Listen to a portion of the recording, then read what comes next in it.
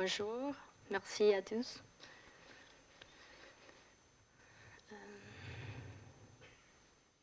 Comment est-ce que je mets... Ah si. C'est là. OK. I will talk about, Ok, je vais parler de recherche, de la recherche que nous avons fait en équipe en Argentine.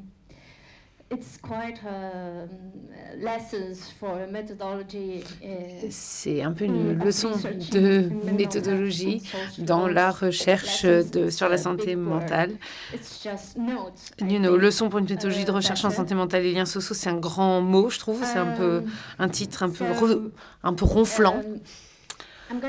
Donc, ce dont je vais parler, c'est essayer de réfléchir avec vous sur les fonctions potentielles de l'art dans la recherche en santé mentale. Notre recherche implique l'étude d'artistes et de leur travail afin d'étudier leur relation avec le monde social. Et notre dernière recherche s'appelait les positions psychotiques dans le domaine social. On peut aussi l'appeler la psychose et les liens sociaux. Et c'est une investigation qui a été conçue pour combiner des techniques qualitatives de revues bibliographiques et de construction de cas paradigmatiques avec des valeurs heuristiques dans un cadre psychoanalytique et en dialogue avec les recommandations en santé mentale faites par le système de santé publique, avec un point de vue clinique. Nous avons regardé ce qu'a produit Lacan et Freud et ce qu'on pouvait proposer par rapport à ça avec nos artistes en psychanalyse.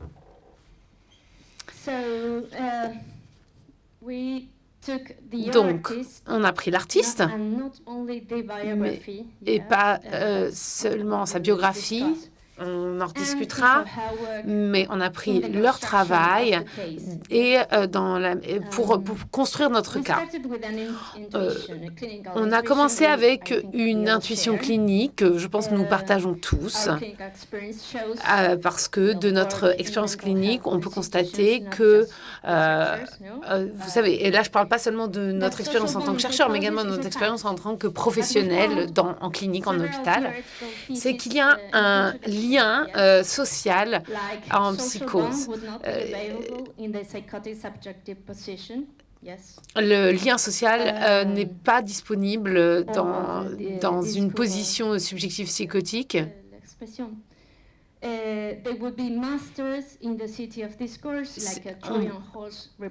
C'est comme une représentation d'un cheval de Troie. Ils sont des experts dans la ville du discours.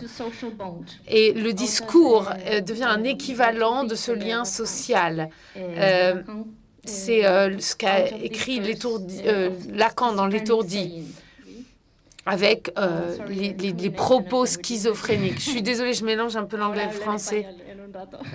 Dans un instant, je vais me mettre à parler espagnol. Donc, c'est dans ce cadre psychoanalytique que je dis ça. Mais on a suggéré que ces idées conceptualisaient des aspects différents, indiquant que la position psychotique peut se développer de manière différente au fur et à mesure de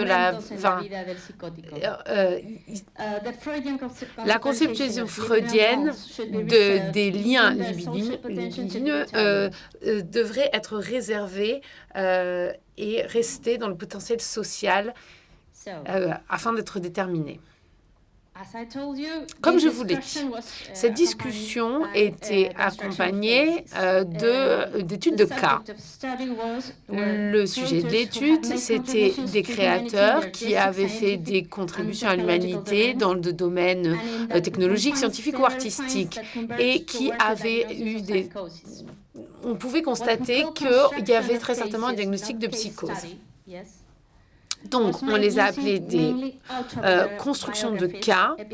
On s'est basé sur les autobiographies, les échanges épistolaires, les nouvelles publiées dans les journaux et des matériaux de témoignages et des biographies. Et bien sûr, leur art et leur travail en tant que tel.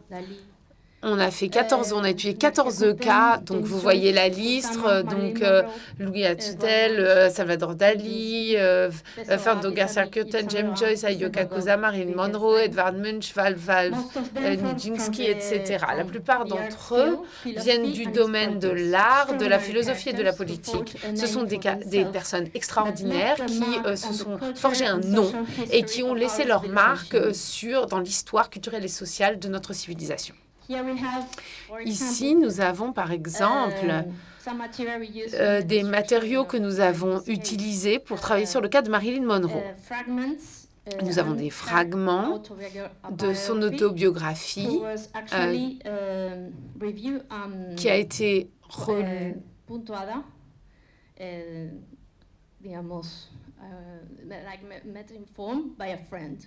mis en forme par un ami à elle. Mais ce qui est le plus intéressant, c'était ces journaux. Je n'existe pas. J'aimerais ne pas être ici. Je me sens folle, je me sens triste, etc. C'était ce qu'elle écrivait dans ses journaux.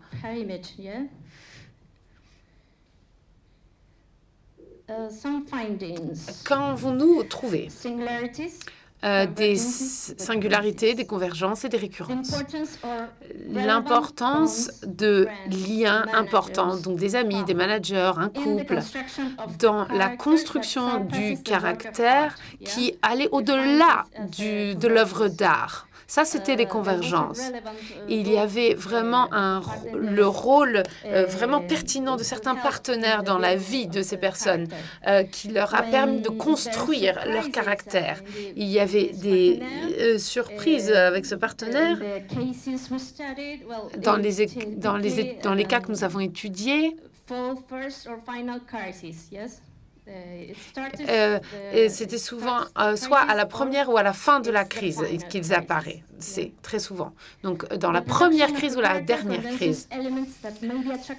La production de ce caractère condensait des éléments qui pouvaient être attractifs à certains groupes sociaux, à une reconnaissance de ce côté génie et de leur créativité, de l'impact de cette créativité. Par exemple, Vincent van Gogh n'avait absolument pas notion de l'impact qu'il allait avoir. Dans le cas de Marilyn Monroe, elle s'est construit un rôle d'icône. Alors, elle est devenue actrice un peu par hasard, mais elle voulait être reconnue comme une actrice de drame. Et son dernier mari était un écrivain. C'était une histoire très triste, mais elle cherchait cette représentation. Si on prend l'exemple d'Alejandra Pizarnik, sa dernière crise est venue lorsqu'elle a été reconnue par le musée Guggenheim. Elle cherchait cette reconnaissance et quand elle l'a obtenue, elle a fait sa dernière grande crise. Donc, c'est cette idée de poète maudit. Le poète maudit.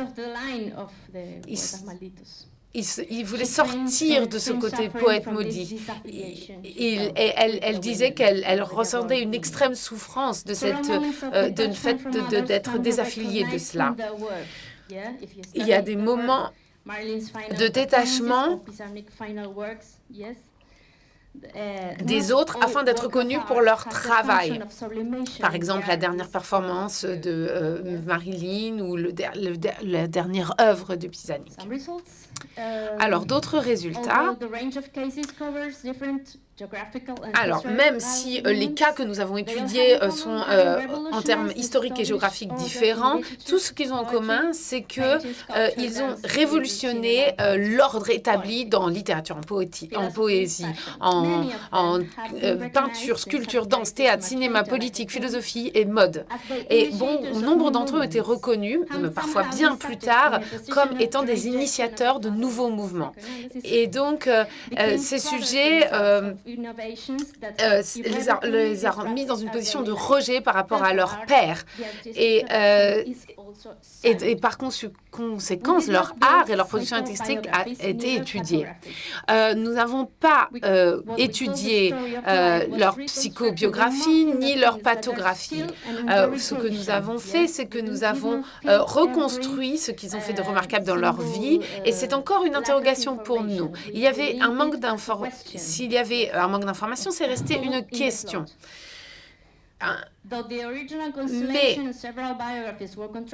Et même si on a pris différentes biographies pour les contraster, la plupart des résultats que nous avons trouvés viennent de sources principalement autobiographiques, que nous avons lues en détail, pour créer des corrélations entre différents moments de leur art. Nous avons étudié une variété de relations de psychose et de liens sociaux, et c'est ça qui nous a permis de trouver des indices et de créer un véritable pont. Et ensuite, nous avons également étudié l'œuvre d'art en elle-même, parce qu'elle a pu nous enseigner comment on pouvait faire de manière non typique des liens avec d'autres, et comment eux, ils ont réussi à créer ce lien avec d'autres de manière atypique. Certains impacts de cette étude, pour finir, donc dans la conception des politiques de santé mentale, on le fait pour avoir un impact sur les gens. L'art est un média privilégié pour faire la promotion de ces liens sociaux, de ces projets de vie, et pour essayer de lutter contre cette stigmatisation liée aux problèmes de santé. Et on devrait essayer de développer ce genre de choses pour permettre aux membres de ne pas être mis de côté. La santé, les professionnels de santé mentale devraient être impliqués dans ces dispositifs. Mais en même temps, nous ne devrons pas considérer un succès comme un objectif en soi. Il faut que nous gardions cet esprit de singularité pour pouvoir toujours proposer des moments de création, de travail, d'amour pour une solution à ces problèmes de santé mentaux. Pour que quand ces personnes viennent nous demander de l'aide, on puisse être disponible pour ce faire. C'est les moments où les personnes sont le plus à risque dans leur vie. Et dernière question, c'est et si Hitler avait été un artiste? Je suis désolée pour l'importance de la question, mais que se serait-il passé si il avait été un artiste? Parce que je pense que la politique est également un domaine de création. Il y a un lien avec la sublimation, et nous devons nous poser la question de savoir comment est-ce qu'on peut évoluer dans le monde de manière plus pacifique, et comment on peut se développer d'une manière non destructive. Hobbes